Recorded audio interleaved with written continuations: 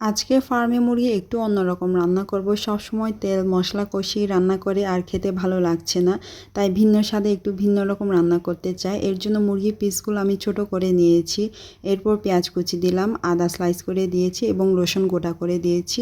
হলুদ, লবণ, জিরা গুঁড়া আর মুরগির মাংস ব্যবহার করেছি। এরপর আস্ত গোটা মরিচ 10 থেকে 12টা দিয়েছি। এই রেসিপিতে ঝাল একটু বেশি হলেই ভালো হয়। এরপর দিয়ে দিচ্ছি তেল। এবার মাংস সিদ্ধ হওয়ার মতন পরিমাণটুকু পানি দিয়ে চুলা জ্বালাই দেব। এই তো 10 থেকে 12 মিনিট জাল দেওয়ার পরে মরিচ ছেঁচুনি বা ডালগুটানি লাথি দিয়ে মাংসগুলোকে এবং মরিচ আদা রসুনগুলোকে একটু হালকা হালকা করে ছেঁচে নেব। পুরোপুরি ছেঁচবো না। এখানে চাইলে আপনি সাবারাং পাতা ইউজ করতে পারেন। আমি যেহেতু সাবারাং পাতা খাই না, এই জন্য দিলাম না।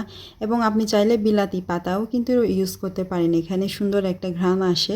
আমার কাছে বিলাতি পাতাও অ্যাভেলেবেল ছিল না, তাই আমি দিলাম না। এবার আমার ননদের রিভিউটা শুনেন। 啥便宜啥我就赞成。